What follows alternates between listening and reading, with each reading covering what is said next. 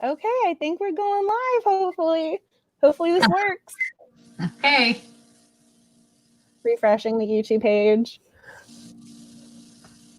Maybe. Oh, yeah. Okay, we're live. Okay, so it is linked. We are officially live. Hi, everybody. I see there's 6 people watching already. Wow, I feel popular. Okay. Sorry, I had it going in 2 screens. I always try and have the StreamYard. It used to be Google Hangouts. Now I have StreamYard open and then YouTube open because there's always a 7-second delay and it's always super awkward when you say something. Which just threw me off. So I'm like, I'm just one.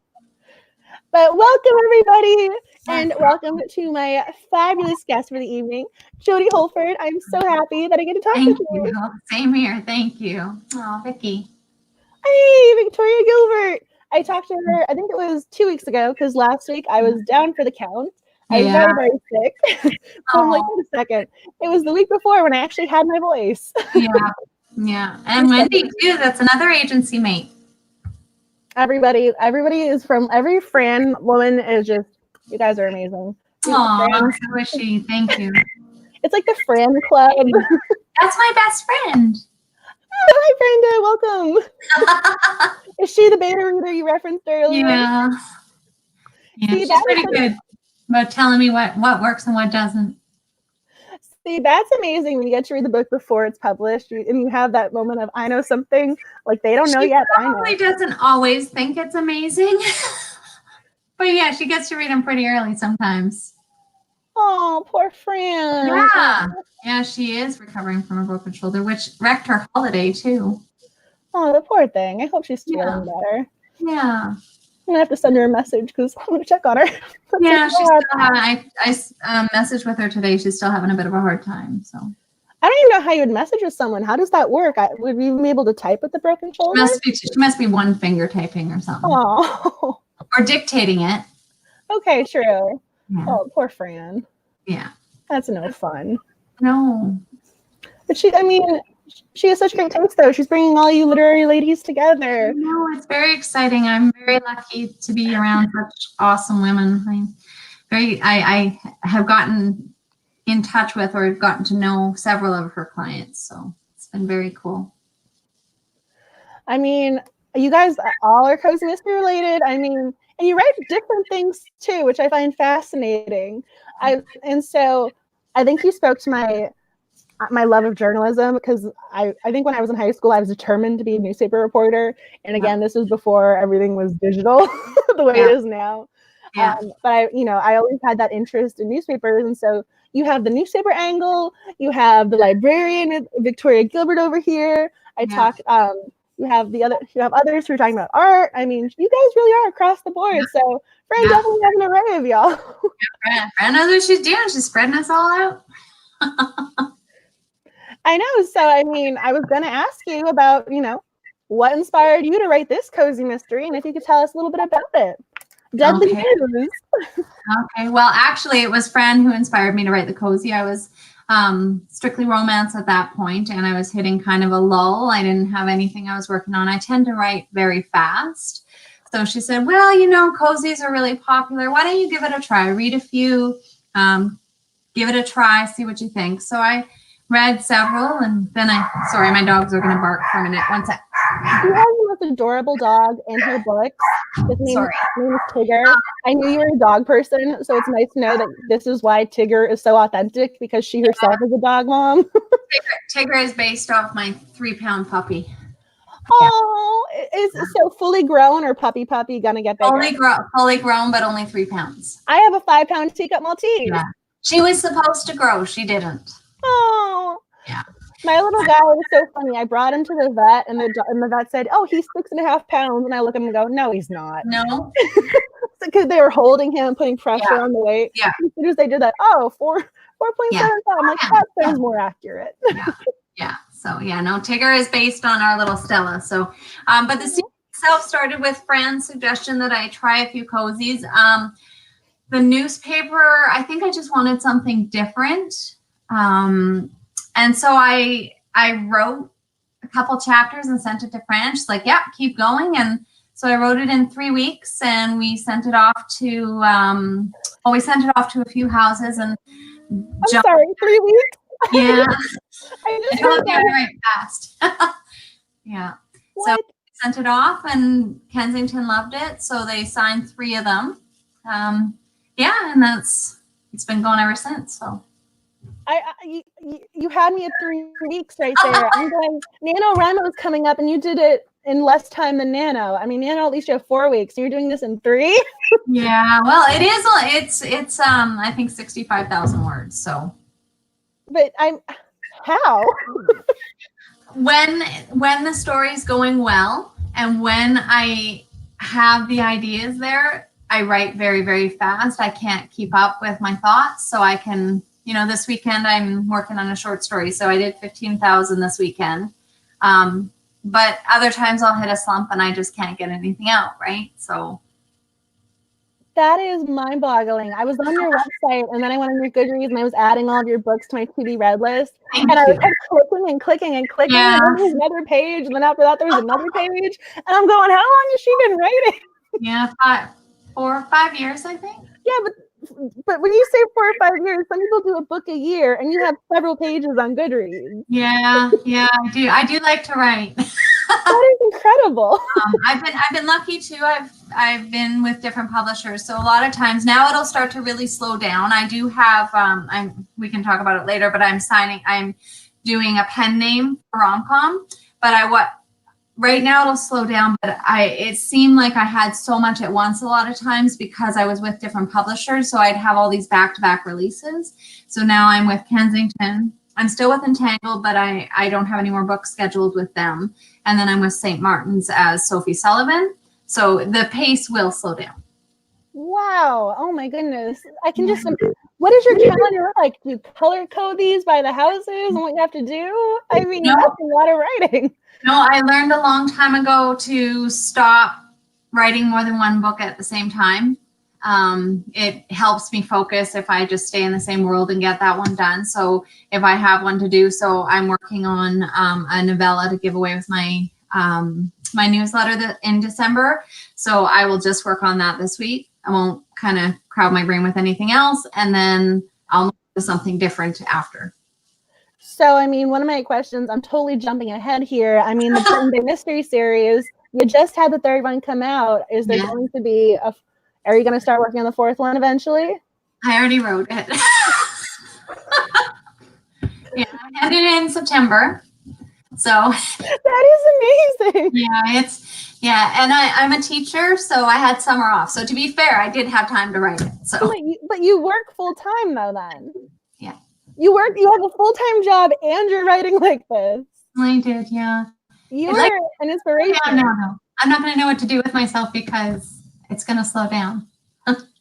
How, are you a 5 a.m. writers club? No. Are you a 9 p.m. writers club? I mean, I won't get out of my bed at 5 a.m. unless there's like a fire or a trip to Disneyland. So, I come home. Both of my girls and my husband is super supportive. My husband took over when I started to get really busy. My husband took over all of the cooking. So that's really made things a lot easier. So I never have to worry. He'll be cooking my dinner right now, well, in the next hour while I do this. And now that things slowed down, he's really good about, I'll say, I could cook dinner, I could do something, and no, it's fine. So he does a lot of that. Both of my daughters are incredibly supportive, but they also have their own, my oldest loves to write. She's actually finished her 4th novel now. But she's really going through a lot of the process for this. She's got a mentor. She got into a mentorship program on Twitter. So she's going through and she's editing it and she's learning the genre. So she spends a lot of time doing that. My other daughter loves to cook and do art and read. So they are 16 and 13. That makes it a little easier, and they're not in any curricular activities really. So you're not having to drive them to the soccer games and soccer practice, then sit through the soccer game. It's not one of those experiences. I think we live in BC. I thank them very often for not liking soccer. I'm for it, and I do not like the rain. So Well, I mean, that's nice, though. I mean, you've obviously passed on your love of literature to them, too, I then. have. It's wonderful. And they are both so talented. And my youngest, you think I write fast. We set our Goodreads goals at the beginning of the year. And I did 40 because, I write all the time and that seems, okay. And my oldest daughter, I don't know how many she did, but Amy did 365. So, and she's Amy. she got a third left. So yeah, she's a very fast reader. I have trouble watching all of this comment. She lies. It won't slow down. She never stops. I do stop. I mean, you already wrote book 4. I mean, now I want to know what's going to happen in book 4. Who's the victim? Deadly. It's called Deadly Drama. So the tricky thing with Cozies, and I find it as a reader as well, but I'm hyper cognizant of it as a writer, is, okay, why are you staying in this town where there's all these dead bodies, right? And when I'm reading it, I can fall into it and it's totally believable and it's like, okay, that's fine. But when I'm writing it, I'm like, really, you should consider moving, right? So I want to make sure it's plausible. So I brought in a Hollywood diva, and she's elderly, but she's directing a play. So she's this awful woman who thinks she's too good to be there, and so it's called Deadly Drama, and she's doing a community play, but she gets killed before the play starts. So I mean, I actually noticed that. That was one of my notes about how you kind of are able. In the first one, you have the small town victim, you have the small town citizen, but then in book 2, you have the outside bridal party come in. So you have an outside member be the victim, and then the same thing in the third book, they have the car show, and then one of the guys involved in the car show as a visitor is the victim. So it makes sense with how she gets involved sleuthing wise as well. Because it's not just one of those like looking over, peeking in, being nosy.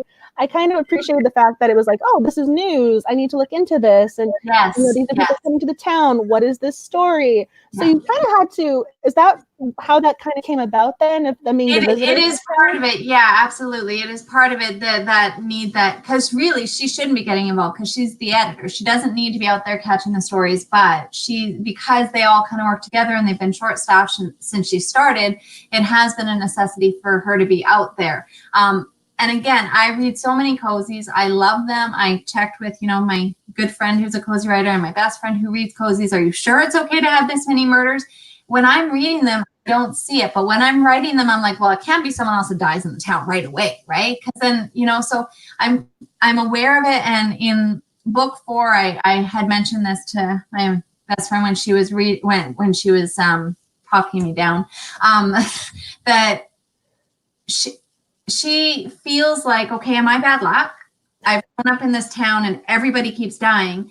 And so it's either ignore that and just go with, how cozies go. Yes, someone else died. Or Molly's the type of person who kind of reflected on that, right? So that it's become more part of her character as the books have gone on. So would you like to tell people a little bit about Molly? I mean, I adore this heroine. She's so relatable. Yes. I mean, do you want to tell them a little bit about who Molly is?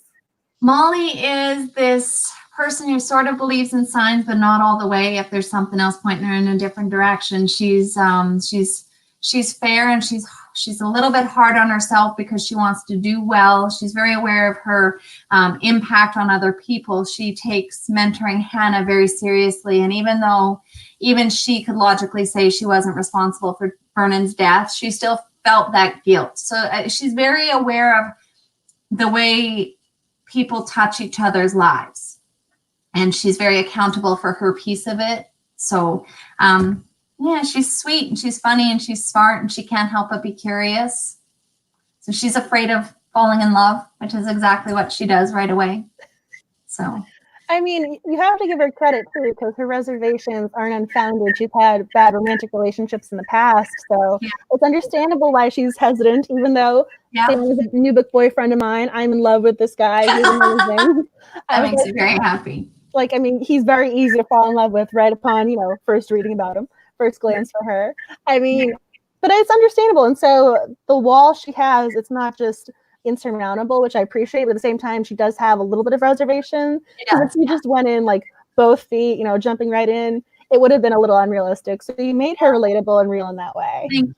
Thank you. That matters a lot. I love this relationship, y'all. And I was making notes again. I have my little notebook in front of me. Yay! I noticed this. You did this in all 3 books. Again, I have not had the pleasure of reading this 4th book. I did not know it existed. So I'm jealous about the best friend who already read it.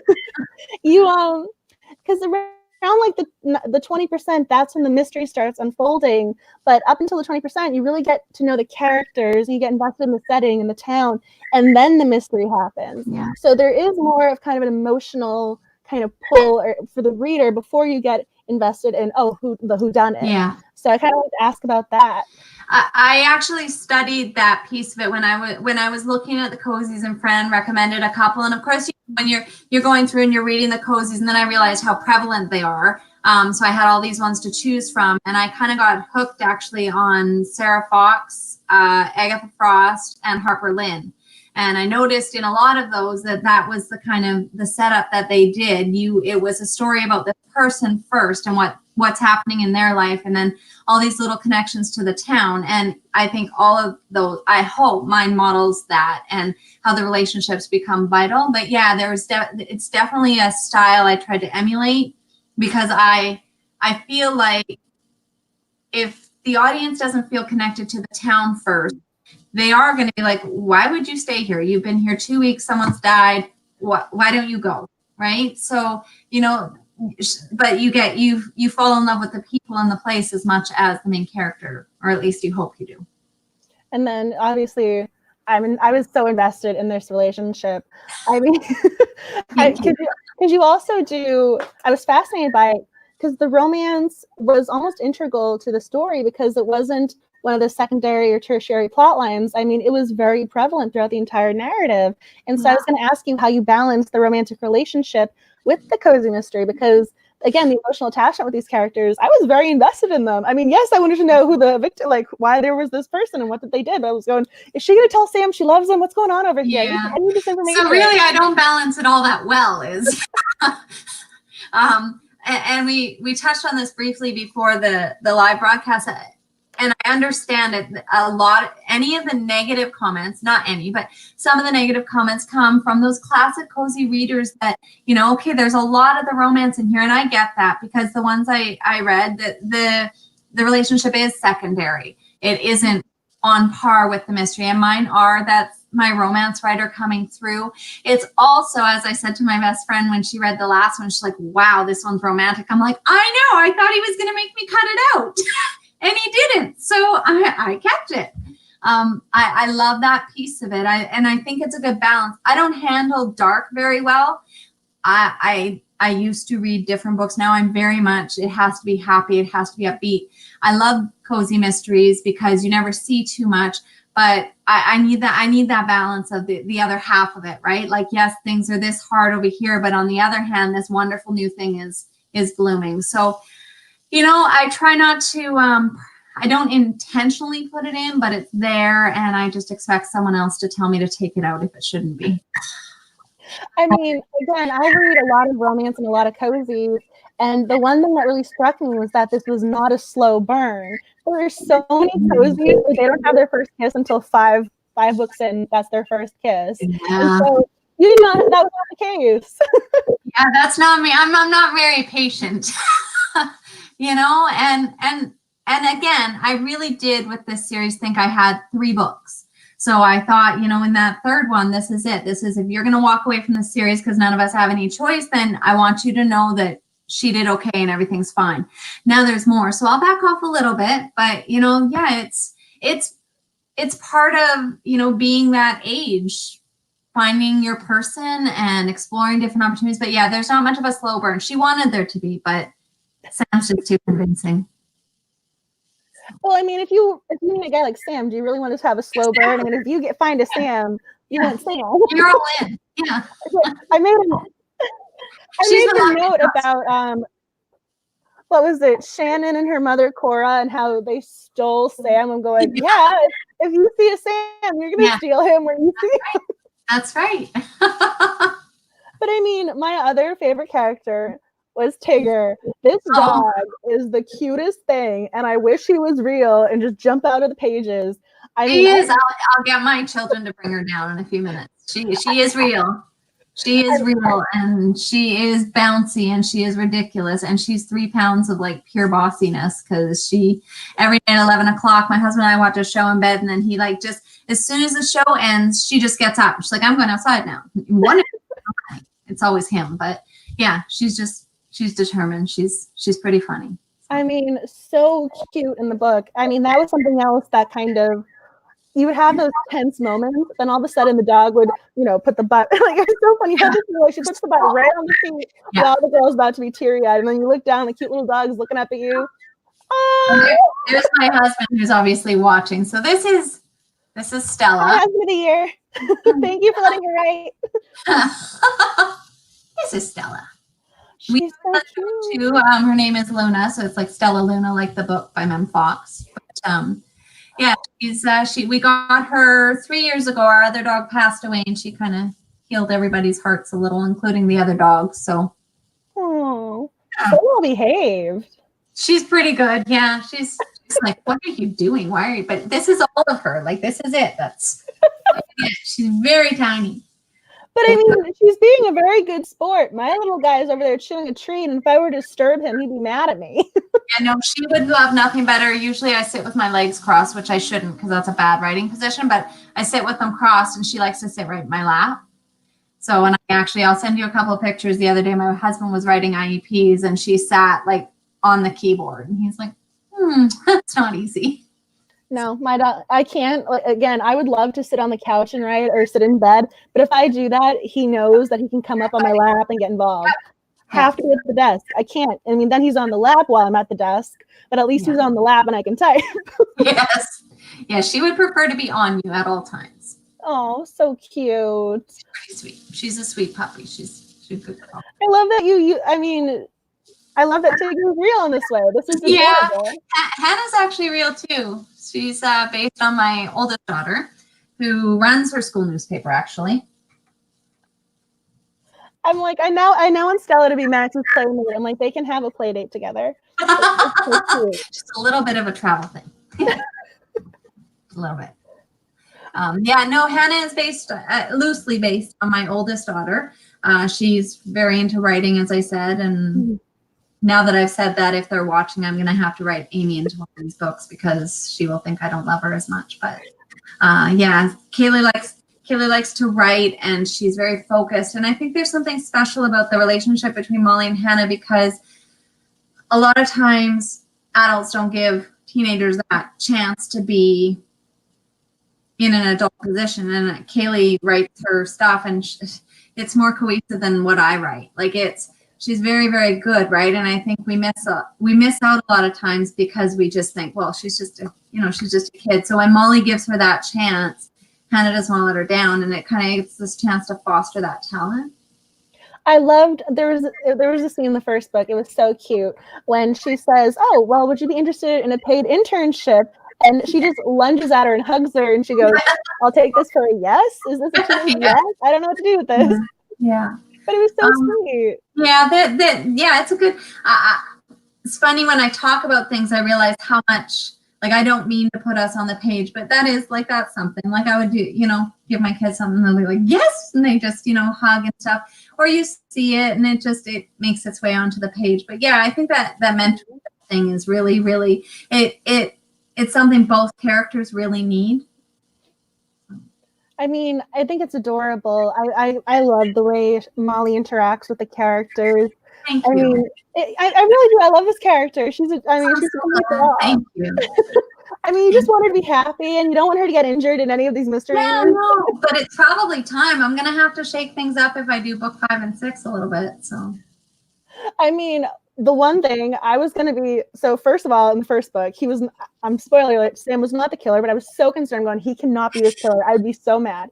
But also, when she finds Tigger, I was so concerned that the owner was going to come back for Tigger, and I was so concerned that this little dog was going to be adopted or taken away by someone else. Like, no, she needs to adopt him. He needs to be in all the books.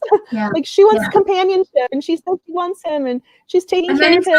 All of them. So he stole all of the covers right away from her. So, which I thought was funny, because every time it was a different dog. And I always think it's funny because, when you're a writer, it's like, oh, look, my friend is in EW or People. And it's like, hey, I am in a dog magazine. that's where we made it. So the cover of Vows actually was advertised in Modern Dog, which I thought was funny, right? Because Tigger's got some pull. I mean, it's so cute. Every time there's this scene with Tigger, I just feel myself smiling. I really do I just adore this dog. And when I have a dog and I'm going, oh, can't you be a little bit more like Tigger? Dog's gonna have doubts now. I know, I'm gonna give him a complex. Yeah. You have a question. You are writing more books in the series. How many more books would you feel comfortable writing in the series? Is there a limit? I think I would love to do 6. That 6 would, I think, be my ideal before I'd like a new town. I would go endlessly, though. I really do like it. I do worry about that authenticity factor. Is it still going to feel real? My friend Sarah Fox says she's working on books 7 and 8 in a series, and I have no doubt it'll keep going. Because I set it up so fast with, book 3 is almost like a resolution. I wonder, can I keep doing it in this town? I would keep going if they let me. I would. 6, I think 6 is my hope. 4, I know for sure. Beyond that would be awesome. I mean, I get the raisin. I mean, you have Joanna Fluke. I mean, some of these places, they've had a lot of murders happen. Yes, you can keep going with this, especially because you have the bread and breakfast. Her cottage is right behind the bed and breakfast. And there's so much stuff. Yeah. And so I just have to, explore creative ways of doing it. But yeah, I really do love the characters. I love Calliope, and I love, there's a lot of potential for the other characters to open up a lot more. I think Bella does that a little bit, and Sarah does that a little bit in book 4. So, when you have a series that extends that long, you do get the chance to really open up those other characters. I mean, so we didn't talk about the setting yet. I mean, this is where I feel as if a lot of the cozy factors come into play. I wrote down the names of those stores. Come and Get It Eatery, Sit and Sip, Morning Muffins, and then the Greedy Grocer. And then you have the seaside town. So I was going to ask you about that. How did you establish where you wanted your cozy story to be? I love the ocean. We like, I don't actually like the beach for the day, but I like being at the beach, if that makes any sense. Like I'm not there to suntan or whatever. I like being in the ocean. We went to Cannon Beach this summer. We've been to California a few times. The beaches there are beautiful. So I wanted it to be somewhere near the water. We live in Vancouver, so we're about 6 hours from Oregon. We wanted to go there. We didn't know we were going to go last summer, but it had, even since the story has been in the works, we had planned to go there. And I like the West Coast. So when I set my stories, usually I do like, well, not all of them, but I do like the West Coast. So, I always like to set them somewhere that it's fictional, but it's based on somewhere real. So this story is basically based on Seaside, Oregon. And this summer I was actually, Seaside, Cannon Beach, we were there, and it was really neat because all of these things that, I'd seen in pictures, and I was like, oh, that's how I would describe that. We saw them for real, and I did a little live video thing while we were at the beach one night. And I was like, this is just what I imagined. Someone put this here just for me, because I imagined there was a set of stairs that Molly could come down right to the beach, right? And there were. So it's really neat. Oh, did you take all the pictures and keep them for future books? I did.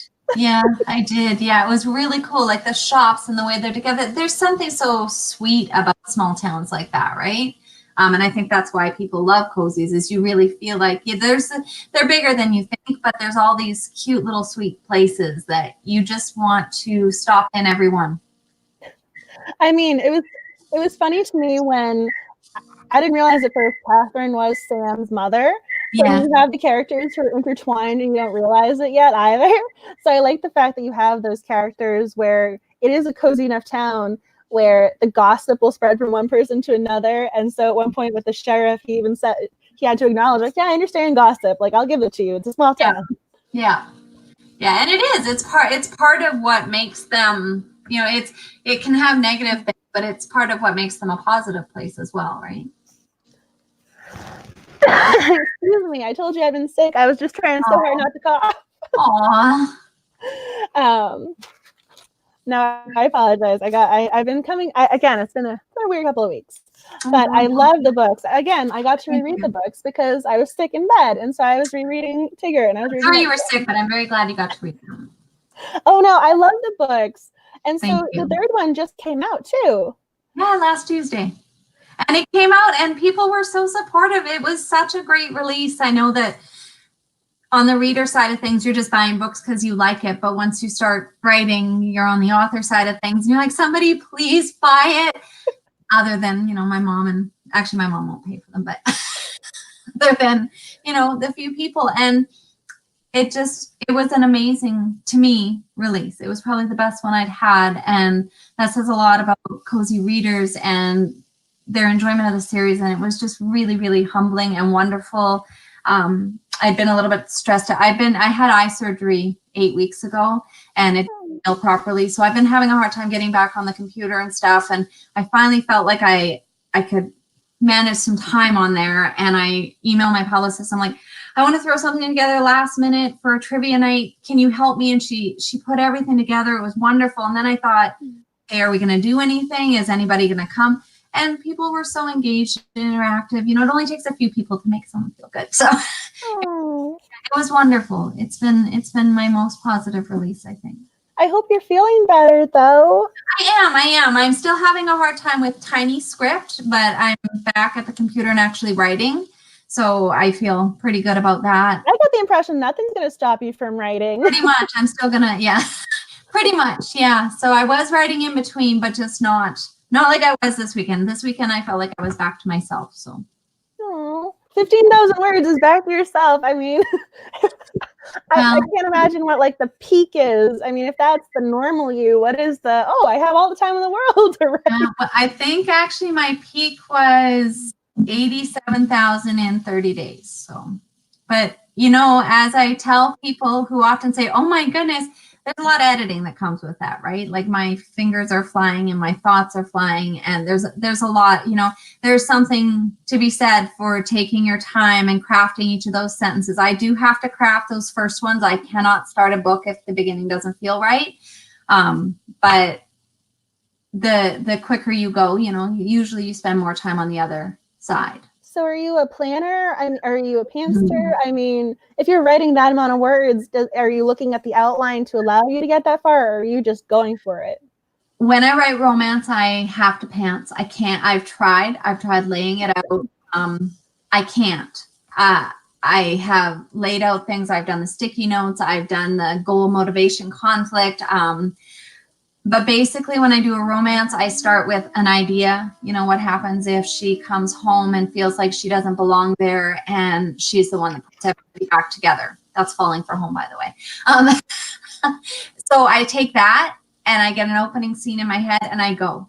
And then when I get stuck, which inevitably you do, then I say, okay, what does she want? What's stopping her? Where does this need to go from here? I typically write something, read it that night in bed, make edits on my Kindle. The next day I go back and redo that part. Cozies don't allow me to pants the way I would like to because I will trip myself up. And they're more deliberate.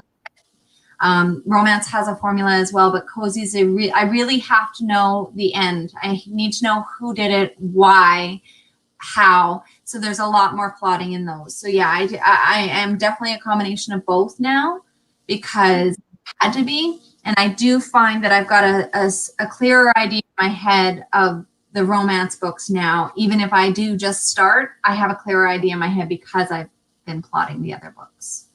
So you kind of, I find that really interesting that your writing has sort of changed based on the genre that you're writing in. Yeah. That's intriguing. That's fascinating. Yes, and I'm adding a third genre too. So, because rom-com is different than contemporary romance. So. I was going to say you're speaking to my romance heart over here because some people will just say, "Oh yeah, I write romance," and then they're writing mystery thriller, they're writing the rom-com, I'm like, no, you write all different stuff within romance. Yeah, yes, within and that's the thing. That's I did a post on Frolic. I think that's coming out, and it was about that. The fact that one of the ways to make a transfer to another genre is to keep it close. There's clearly a connection between the three that I do, so it makes it a lot easier to go back and forth.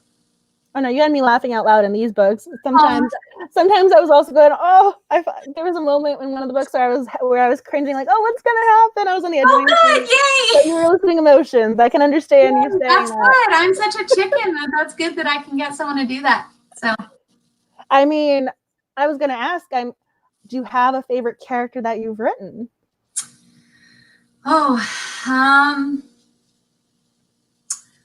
Think about that. I really, really identify with one of my first books. Her name is Lucy Aarons from Falling for Home. There's just something vulnerable about her. She goes home and she's pretty sure she's like the black sheep in the family, the catalyst for the jokes and the things that go wrong. And she comes home and she realizes that they're all a little bit broken in a way. And she brings that to light, which makes things tense, but she also helps them kind of heal. So I really, really care about that character. That sounds kind of similar to Molly in that same regard of having that little bit of, I can see a comparison there. There's some similarities. I think that if you look closely, there's similarities between most of the male and most of the female characters in the books. So I try to make them different, but I bet they probably seem a lot alike in a lot of ways. I mean, as a reader, I kind of I enjoy that when you find a writer who has a consistent style, because I'm going to know no matter which book I pick up, I'm going to enjoy it. Yeah, that's my personal opinion. Well, that is like goal met right there. There's some books where I just get scared. I'm like, there's some authors where I'm like, okay, I don't know what I'm going to be getting when I pick you up, so I need to be in the right frame of mind. Whereas, like with your books, I just you just need to want to be happy. It's just you just need to be happy. Cute little dog, an adorable guy who is boyfriend. Yeah. I mean, Sam, he's on my book boyfriend list, y'all. I'm not kidding. I'm so glad. I have another Sam in another series, one of the Falling for Home series. So if you're digging through them, there's another Sam. That's when I start overusing names too. So is his name really Sam? Yeah. Okay, I was going to say, you're going to have to tell me which card to be on the lookout for, but now I know, the Sam. It works. I wrote this one, actually, it was one of my first self-published titles, and his name was Sam in that one. And, the names just come as I'm writing, so I do need to do a better job of writing them down, because otherwise they're all just going to be named the same thing. So you just really like the name Sam. I really do. I really do. I mean, you like what you like. It's a good name. I mean, I have no problem with that. I can just leave the same name on my book boyfriend list. It works. There you go. See, it's just easy. When you say you love Sam, it covers everybody. Like a little asterisk next to me, like for every book that he's in. That's what works. It's fine. There you go. That works. I mean, if Deadly News were adapted into a movie, who would you want playing Sam and Molly? Oh, well, I always want the same people playing Sam. Okay, who's the Sam? Alex O'Loughlin is probably my favorite. He was the one in the Jennifer Lopez movie with the backup plan? That is an old one, yeah. He's Commander Steve McGarrett, yeah. What's the show that he's on? It was Hawaii Five-0. Okay, that's what it is. I knew there was a show where he was walking around shirtless a lot in the coming attractions. Yeah, that's Sam and all the other guys. Any Hemsworths would do. Be okay. Any of the Chris's would be okay. The girls are harder. I really like characters like Kate Hudson and Jennifer Aniston, where they play, they're beautiful and sophisticated and lovely, and then they fall flat on their face. I love a hot girl that can fall flat on her face, because it just makes you feel like you fit into it. Just make, she looks all pretty on the outside, but she forgot to button her shirt. Like just those kind of real things that it doesn't matter who you are or what you look like. It's, you're an authentic person that, forgot to put your shoes on this morning and you are wearing slippers to work. So. And that sounds all very relatable to me. Yeah. A few days ago, I did actually spill the coffee on the shirts, and I had one of those moments like, okay, today's one of those days. Just go with it. Yeah. Yeah. It's a notable day when I don't spill something on my shirt. I mean, this is so cute. I love talking to you. Thank you. I mean,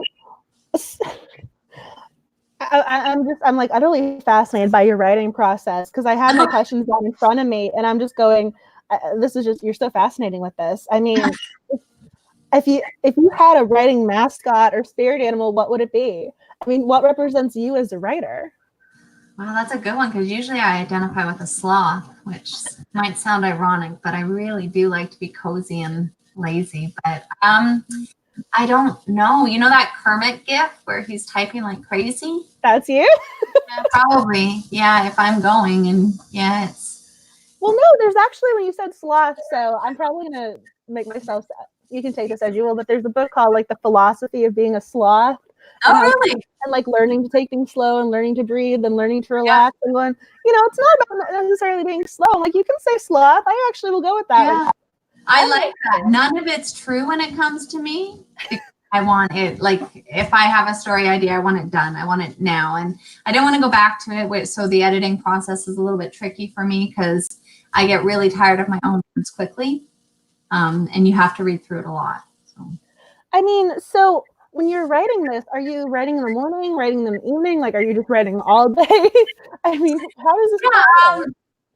During the school year, I don't get much done in September because it's a horrible time of the year. Not a horrible time of the year, but it's a very, very busy with school startup. But mostly I write in the evenings. I'll go, like I said, my husband does the cooking, so I'll come home, say hi to my girls, grab a pop, and then I'll come write for a little bit. We still read to our girls every night. So when it's turn, I head down, usually work on it for an hour or so then. Other times, like this weekend, I spent a lot of my time in my room. The girls knew I had a story idea that I wanted to do, so they just hung out on my bed. One read and one wrote, and I wrote for hours this weekend. That is so amazing. I love that you're still in close proximity to the family, even if you're just hanging out near one another. We're all very, very close. That's adorable. Yeah, and then she's saying Anna Kendrick for one of your actresses and one of your adaptations. Anna Kendrick. Who said that? Your best friend, Brenda. Oh, yeah, I can't see all the comments, but yes, see, she knows. Yes. I was gonna say you're gonna have a dream cast. I think Anna Kendrick Anna Kendrick, I would like to just like keep her and Veronica Mars. Oh, as soon as I read that actually got a page in my notebook all into itself, where you reference Veronica Mars and she's going, she would have chased after him. I did not do that. I didn't do that. I was reasonable. No, Kristen Bell, she's adorable. She is. So. I mean, she could be Molly. Then that would work with your Veronica Mars angle. It would. But again, both of those women in real life, right? Like, you look at them and you're like, oh, they're red carpet and they're amazing and all these things. And then you hear them talk and you're like, you're so normal. I could be friends with you. Please let me be friends with you. Like, you give me hope. I should be friends with you. Especially when you follow them. Yeah. I have to ask, when it comes to your writing process, do you have an interesting writing quirk or something that you do that is just utterly you when it comes to writing? Oh. Well, my husband often says he can tell if I'm writing something nice because I smile at the computer. Because he likes walking in. He knows it's a good part because I'll be smiling at it. So that's good. I have to start with a quote. And I think that really kind of centers me and focuses me. I have to, especially with the romance, I don't start with much. I've got this idea and I have an idea. And I have like the concept and the theme and the idea in my head. I can't voice it. So I tend to look for a quote that kind of encompasses the main character's journey. So I always start with a quote. Was that how Rainbow Roll ended up being your opening quote for the third book? Yeah, that is one of my very favorite quotes ever. There's a quote that I believe it was from Eleanor Park. Yeah. No, Fangirl. Oh, it was Fangirl. Okay. Yes. See, was it the I choose you over everyone? It was, yeah. Have it right there. And I have another one here that, I'm a little, when I like something, I'm a little obsessive. So there's another Fangirl one. And yeah, I'm a little obsessive when I like something. And actually, because, Veronica Mars came back and stuff this year, and I'm a big fan of that. My newest book that I'm working on, the quote was Veronica Mars in the beginning, which is tricky to do because she's got, she's a caustic character that she's dark. So yeah, she has that like acerbic kind of, yeah. I mean, she has that kind of almost somber, funny, his humor to her. Yeah. And it's got a bite to it, right? Yeah, the neo-noir. I mean, it's interesting. It is, yes. And so likable, but I don't think I could put that on the page, right? In fact, I'm positive if I put that character on the page in any of my romances, one of them, which one was it? The one with the net, Let It Be Me. He was supposed to come across like the Sandra Bullock in The Proposal and Hugh Grant in 2 Weeks Notice. He was supposed to be a jerk, but when I translate that onto the page, she's like, he's too mean. He can't, so I need that happy medium where they're not too far one way or too far the other. When do you kind of realize that going, oh, this is not coming across as I envisioned? Is it usually when someone says, no. Usually my editors. No, I've really improved in my ability, and Brenda could attest to this. When I first started writing, it's like, can you read this page so I know that this page is okay? And just this other page too, and okay, just read the chapter. Okay, just read the book. And even this weekend when I was working on something, I knew it wasn't right. And I was talking to her and she's like, do you want me to read it? I'm like, no, not yet. Cause I just know. So it's, I'm getting more confident in my ability to know what I want to say on the page, to know how I want to present them. And, I spend, when I'm not writing, I'm reading. So I know, you have a sense of how it's coming across. So I always reread when I'm finished for the day. I go back and I reread, and I is it sounding the same as it looks in my head? And if it's not, then I can generally make those transitions. You're so fascinating to me. I mean, talking about how your writing has changed and developed, what would you tell your younger writing self? I mean, is there something you wish you knew sooner in the writing process, or wish you knew about yourself as a writer? I think it's probably the same thing as I have to tell myself in life, it's going to be okay. It's really hard sometimes. There's a strange dichotomy in this world where you feel like if you don't write the idea right now, someone else is going to get there. You have to get things out. You have to tell people, I know this, I could write this story, I can do this, or it's going to be gone. Yet publishing is such a slow industry. It takes weeks for things to happen. And I've been mostly e-publishing. So a lot of my books, they'll come out 6 months after I've written them, 9 months after I've written them. And I'm going completely traditional with St. Martin's, and it's not coming out till winter 2021. Wow. And the panic part of me thinks that's too long. They're going to forget who I am. They're not going to want to read the book, but it really isn't. And so just realizing at the beginning, it was overkill. I was going so hard all the time. And so I think just maybe I would tell myself that it's okay to take a breath, and not that I would, but I would tell myself to, and just realize that part of the craft too is taking the time to read, to understand who you want your characters to be, and doing it faster doesn't necessarily mean it's going to come out faster, right? But that urgency was something that I really struggled with at the beginning. So how do you combat the urgency? Is it taking a break and saying, oh, I'm going to go get lost in the rainbow roll? I mean, how do you kind of suppress that anxiety of, oh, I want to stay relevant, or, oh, I don't want them to forget about me? How do you combat that? I don't.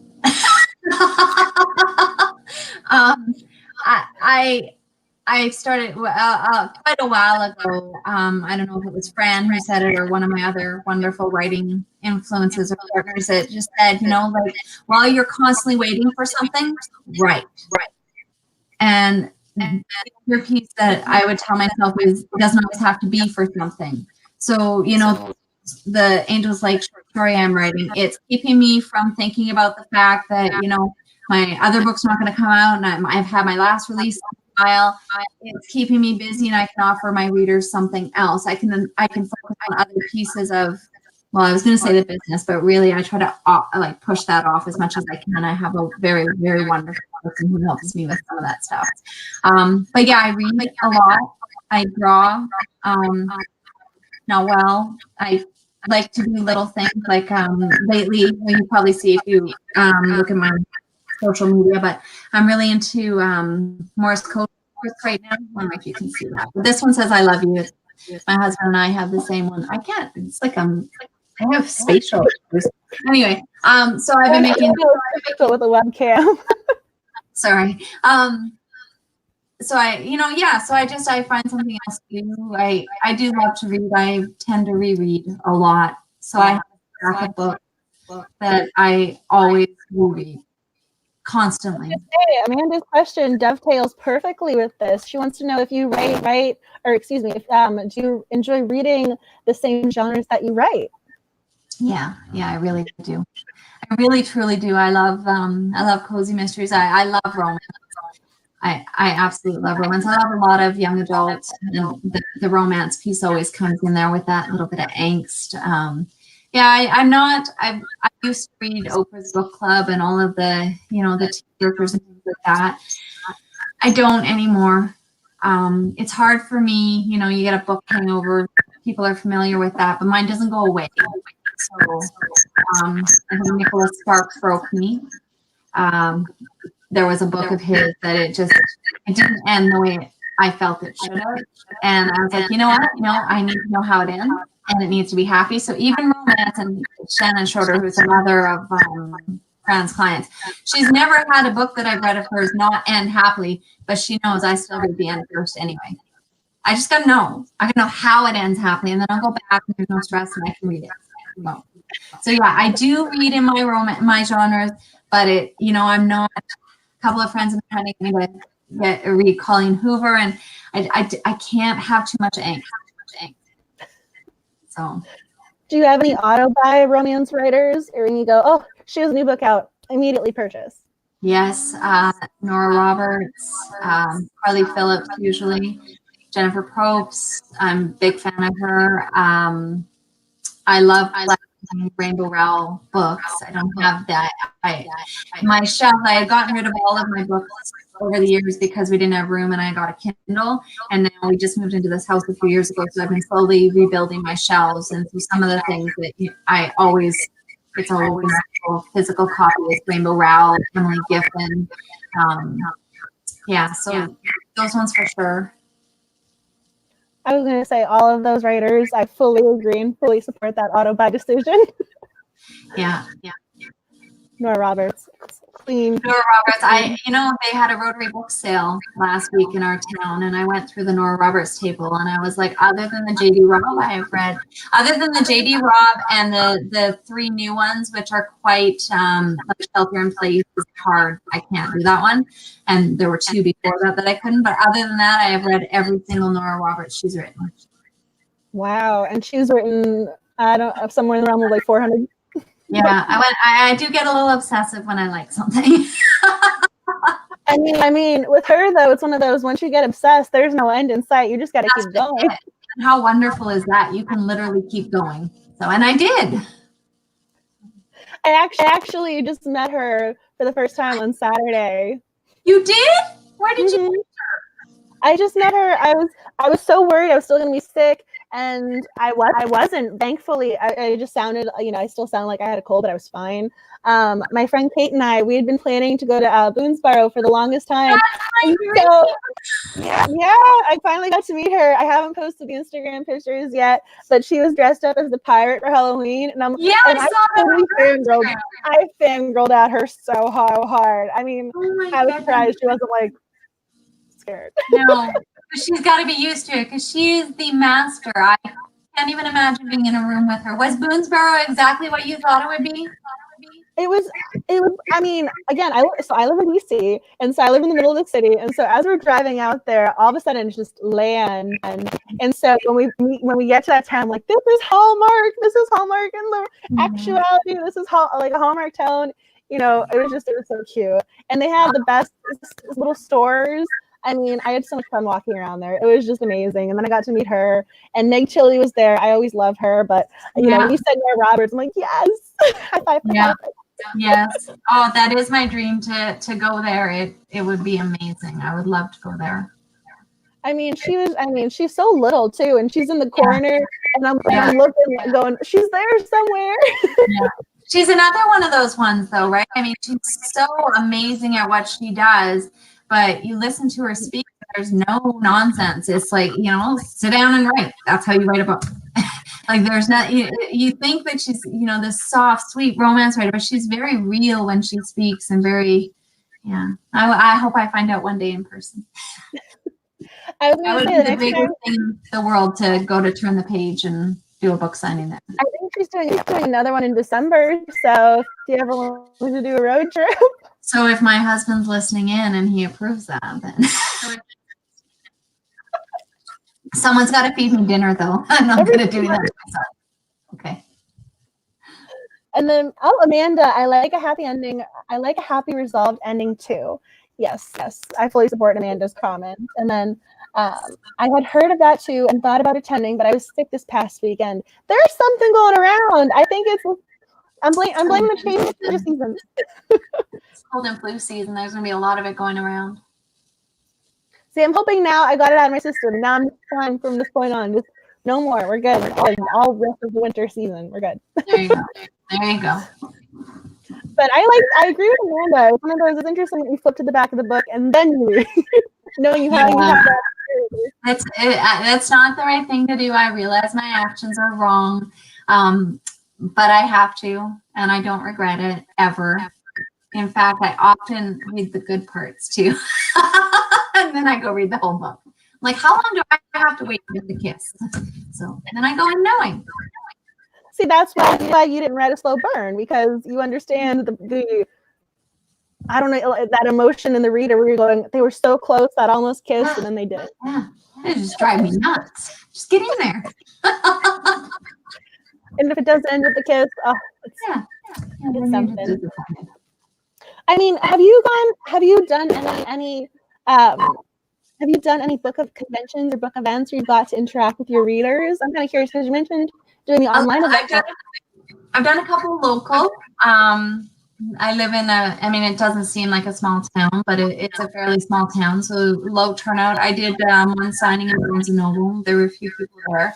I attended the Denver convention, the Romance Writers. It's very, very overwhelming. There's a lot of people there. It was good. 2 years ago, yeah. Yeah, I was there. Were you? Chances are really good I was hiding. Chances are very good I was hiding. That first full day, I went back to the room and I just, I can't. I was very lucky. The romance chicks, I don't know if you're familiar with any of them, but they were 2 out of the 3 were there, and I got to hang out with them a little bit. So it's always nicer when you know someone. I went this last weekend with 2 writer friends that are fairly local, and that was really nice. Having someone there makes it better. And I found that having a smaller venue, a smaller conference, that made it better. I'd love to go to some of the big ones. I don't know how anybody gets invited as an author. I don't know how to do that as an author, but I'm always happy to go as a reader. I was really thrilled because I met Veronica Mars, and she's lovely as well. But I had said something about her books, and she's like, "Well, I have your book." And I'm like, "Really? You have my book?" Which is pretty cool. And then I took her class, and I tweeted her and told her not to read my book because I did everything she said not to in her class. So yeah, don't read that. Read the next one. Is there any chance you'll be at Malice Domestic this year? Because if you said you like smaller conferences, that's a smaller one. That is a smaller one. No, probably not. No, I don't. I mean, I don't, that is one of the tricky things too. I do work full time. Traveling is not a part of something that I can, not something I can work in easily. With Seattle, it's not too far from where we are. My whole family went, and it was a weekend. As I grow and get, more, I don't even know what the word more. As more people read the books, I'm hoping that, when we do things, when I went down to Cannon Beach, I did try to see if I could set something up at Powell's. I reached out to another romance writer friend. It didn't work out, but, the next time we do something, I will try to do something in that area just to see. The thing is, I write tons of books and everybody says it's prolific, but there's a million authors out there, right? So it's hard to, unless you're Nora or Meg Cabot, or, you know, you're not getting that pull. I love Meg Cabot. Oh. She is lovely. We did meet her in Denver. She was amazing. She was so awesome. My girls got to meet her. They were just thrilled. I cried when I met her. I met her for the first time in Denver, and I was shaking. I was so excited. I've been reading her since I was 10 years old, so I've been reading her more than half my life. I'm not going to tell you how old I am, but more than half my life, we'll put it that way. Yeah. And so when I met her, I was so thrilled. I mean, it is hard. I mean, she's one of the dream inspirations for me, but it is hard to emulate her. It is. And, you know, the nice thing about it is, you know, it was the same with Jennifer Probst this week. I read her Right Naked, and that book that was where I, you know, as much as I say I don't slow down very well, that was when I read her book, that was the shift for me, that realization that, okay, everybody feels this way. And then I met her, and the same thing. I was very close to tears. And then she was just lovely to my children. And, you know, she's just a wonderful human being. And then that kind of, you already feel so much admiration for somebody, and then you realize that you're a great person too. So it was such an honor and a pleasure. And Meg Cabot was the same thing. I only met her very, very briefly. I actually was waiting to see someone else, and I leaned over to ask the person if I could borrow a pen. And I borrowed the pen. I'm like, "You're Meg Cabot. I want your autograph. Here, use your pen." Like, you know, and then I was like, "Are you staying here? Because I have to go get my kids. I can't meet you if they're not here." She's like, "I'm right here." And so I went and got my kids, and it was really, really awesome. But they were so genuine and like, just, it's so nice to admire someone and be just as lovely as you hope they would be. Oh, no, I agree with that 1,000,000%. I mean, she was such a sweetheart. And again, I thought I was being awkward, and I was slightly, you know, starstruck, which didn't make me feel uncomfortable. She just, I mean, I don't know if she's used to that. I mean, she knew exactly how to, you know, kind of calm me down and then converse with me in a way that felt very real. I was like, "I love you. I know I'm an adult, but you can adult me." And you know, I think as authors, like for me, like just you telling when you, I didn't realize at first it was you. So I thought, like, I saw that someone had quoted my book, and I was like, I texted my publicist, I'm like, somebody quoted my own words, and they put it with like this little picture. And then I realized it was you, and you kept doing it. I was so excited. And, you know, it's hard to imagine that Meg Cabot and Nora Roberts ever felt that way, but they did. And I don't see that gratitude or that appreciation for somebody reading your words ever goes away. Right. So, oh no, I had the best time. Your books are very, very quotable. Thank you. I mean, it was funny. I had all the different types of quotes for you, because you had one where it was about, oh, well, they're the police. Why are they investigating? Of course they're investigating. Where I was laughing. I was like, I have the humorous ones. I have the swoon-worthy ones when, you know, Molly and Sam would be talking, and I'd have to put all the hearts with a gif. And then you had the other ones, and like, yes, milkshakes are always relevant. What are you talking about? I had so much fun tweeting these lines because I could just pluck them right out. And even without the context of the book, it was one of those you can enjoy them no matter what. I just loved it. It made my day. That's never happened to me before. So it made my day. Nobody's ever quoted my books. So now that I'm going to be reading all of your romances, I'm going to this is going to be happening. You're going to need another notebook. I'll have to send you one.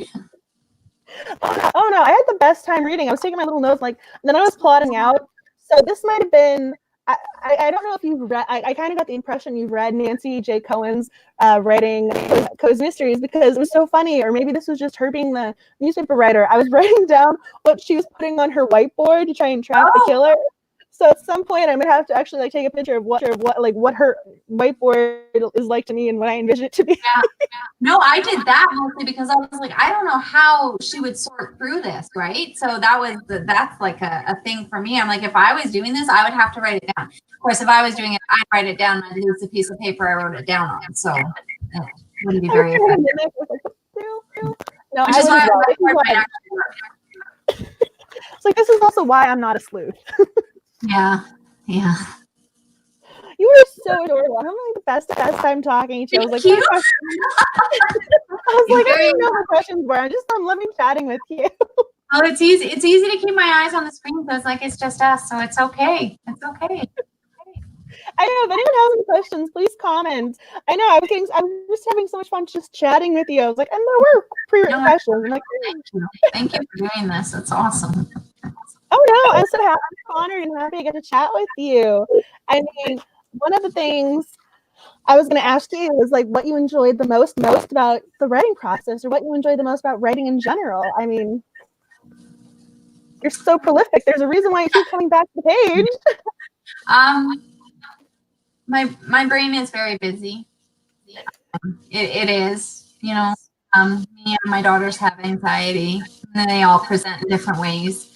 When I'm writing, there's no room for it, so it's very enjoyable. I get ideas in my head, and I can see them, and it feels good when they're on the page. I always said I wanted to write. I wanted to make other people feel the way I feel when I read, that passage, that part that you're like, yeah, I would quote that, or I would, that part in the book that makes you stop and just take an extra breath. And yeah, so I do. And it's, everybody says, where do you find time to write? Well, I don't work out, and I don't cook, and I don't do laundry, and I don't leave the house, and other than for work. Right. So all those hobbies and stuff, mine's just all funneled into one, because it's the thing that gives me the most joy in terms of, other than reading as a hobby. See, that is also a quote. I'd be quoting you right there saying that, because that was eloquent, beautiful, and perfect. Well, this is good. So if this is recorded, I can go back and review the silly things I said. And no, I mean, you're so sweet. I think you also just reminded me of, there was a character in the book with anxiety, so I'm guessing that's where the inspiration came from, of because your book does have there's a lot of realism to it, so I can kind of see that you probably channeled some of experiences into her. And I think there's some of that in everything that I write. And actually, the newest book that I was working on is the character is socially anxious, and so my older daughter does have social anxiety. I do as well. My younger daughter presents differently. She is a social butterfly, which is always interesting to see. But we're teachers as well, my husband and I. So you see how prevalent it is. It's a real thing, and sometimes it's just a moment, and sometimes it's blocking you from coming to school every day. So it's there, and I think it's important that those real issues come into play. I always say in soft ways, right? Because I want the tone of happiness and humor and sweetness, but there are some real things that, and not to go away for anyone who hasn't read Deadly News, but there's a serious issue in there that, is happening with Alan and his family. And I think I presented it softly, but it's real, right? So I think it's important that if you get the chance, that people want to connect, right? People want to themselves. And then my final pre-written question to you that I had down was, what advice do you have for aspiring writers or people undertaking the NaNoWriMo mantle this upcoming November? Write what you enjoy. My books were entangled, my contract stopped, and I was feeling very much at a point where I was like, okay, am I going to get to the next plateau? Am I just here, which is fine because I love it and I'm writing these sweet stories and I have nothing on the go, and I thought, well, I'll just write something for fun, and I fell back into a story that had no end goal, had no contract for it, no nothing. It was just that pure joy of writing. And it ended up being the one I signed my biggest contract for. There's so much to be said for writing what you love, right? And if you're looking at it and you think, well, nobody would want to read this, would you want to read it? Because chances are really, really good that someone else would as well. Oh, I mean, it's true. I like that. Write what you love. I mean, especially because if you're spending all this time on a book and you're putting those words on the page, it takes time. So you should hopefully enjoy what you're doing. Yeah, you have to, I fall into the world, and, there's better writers out there. There's worlds that I love. But, when I'm in my own books, I'm happy to be there giving these characters. So I'm happy to be with them. And I think that matters. Oh, I mean, I was like, my little Tigger's over there looking at me before I have to go take him out. I was wondering if there's anything else you wanted to talk about, or if there's something you wanted to touch on, whether it's upcoming writing or upcoming books, or just something else you wanted to, just bring up. in terms of writing, I'm slowing down now. I'll be putting out a Christmas novella with my newsletter. It's in the same town as a few of my other. I'm not great at self-publishing. I love to write stories and I love to put them out there, but I'm not a very good marketer. I have someone helping me with those pieces, but so I am trying to tie it to stories where I can create those worlds the way, some of the greats do, where, when you're in Boonesboro, you see it, you can feel it. So I'll be working on that stuff and just hanging out. Yeah, no, I don't have too much on the go unless, I write another cozy. So in other words, everyone needs to subscribe to your newsletter so that they can read this novella. Yeah, I give away free stories. And we need book 4 to be published. We know it's written, but we need it published. I think it is actually next October. I have to wait until October. I have to wait a whole year for this. I might be able to work something out for you. I was going to say, I need to know what's going on with Molly and Sam. I will say that the other day when I was doing the trivia thing, somebody said, "Oh, when is book 3 going to be an audiobook?" And I was like, "Why don't you want book 1 and 2?" So I went and looked, and book 1 and 2 are on audio. So that was really cool. So in other words, if you haven't read book 1 and 2, you can also listen to the audio versions if you didn't know. Yeah, so book 4 will definitely be coming out next year, and hopefully there'll be more after that. Oh my goodness. I am so honored and so happy I got to chat with you tonight. And I'm so happy I read your books. I guess I'm Sam. There you go. You can go meet the other one. I know. I'm going to go fall in love with all my other new book boyfriends. my book boyfriend list is going to expand. Yeah, that's okay. That's okay. There's lots of room. You can never love too much. I know. You just keep reading. There's always going to be another new book boyfriend right around the corner. Yes, there is.